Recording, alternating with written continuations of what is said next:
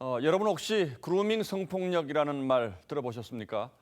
가해자가 피해자에게 호감을 얻거나 정신적으로 지배하는 관계를 만든 뒤에 성범죄를 저지르는 걸 그루밍 성폭력이라고 하는데 최근 한 유명 정신과 의사가 여성 환자들에게 성폭력을 저질렀다는 주장이 나와서 다시 한번 이 말이 주목받고 있습니다.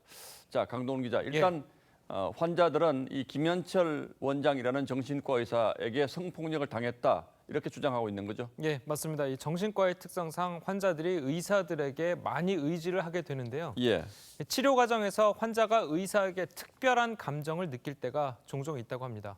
자, 이것을 심리학 용어로 이 전이라고 하는데요. 이 환자는 의사를 가장 이상적으로 보게 되고 이 신뢰나 연인 감정도 느끼게 된다고 합니다. 이 환자들의 주장은 김 원장이 이런 감정을 이용해서 성범죄를 저질렀다는 겁니다. 자, 그렇다면 이 대부분의 정신과 치료 과정이 다 비슷할 텐데 예. 이 전이라는 과정이 그렇게 위험할 수도 있는 겁니까? 그건 아닙니다. 이 전이라는 과정은 정신과 치료의 일반적인 과정입니다. 예, 전이 감정이 만들어져야지 의사의 치료가 통하게 되는 겁니다. 이 전이 감정에 빠진 환자 입장에서는요, 의사와 관계가 깨질까 봐 의사의 요구를 거부할 수가 없고, 자, 그러다 보면은 부적절한 관계로 빠질 수도 있다는 겁니다. 예. 들어보시죠. 아버지 혹은 어머니에 대한 감정을 갖다 의사한테 이제 감정적으로 전이하게 되는 거예요. 전이 감정을 통해서 의사는 환자에게 굉장히 중요한 사람으로 생각이 되게 돼요. 쉽게 얘기하면 정신적으로 의사를 대단히 신뢰하게 만드는 과정으로도 볼 수가 있겠는데 예. 이 과정에서 성범죄가 일어났다면 이것도 일종의 그루밍으로 봐야 합니까? 일단 그루밍 성범죄는요, 이 가해자가 이 피해자를 심리적으로 길들여서 이 성범죄를 저지르는 행위를 말하죠. 예. 자, 그런데 이것도 피해자가 미성년자일 때만 처벌이 가능합니다.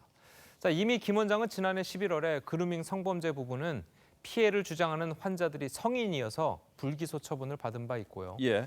자, 일반 강간죄의 경우에도 폭행과 협박이 수단이 돼야 되는데 그 정황도 없기 때문에 법조계에서는 김 원장에 대한 처벌이 쉽지 않을 거라고 보고 있습니다. 들어보시죠.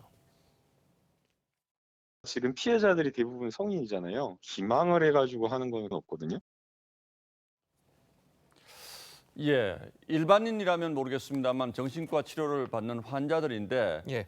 성인이라는 이유로 처벌을 할 수 없다는 건 좀 납득하기 어렵긴 합니다만. 예, 맞습니다. 특히 이 의사와 환자 관계의 성관계에 대해서는요, 예. 특별히 법으로 규정된 바가 없습니다.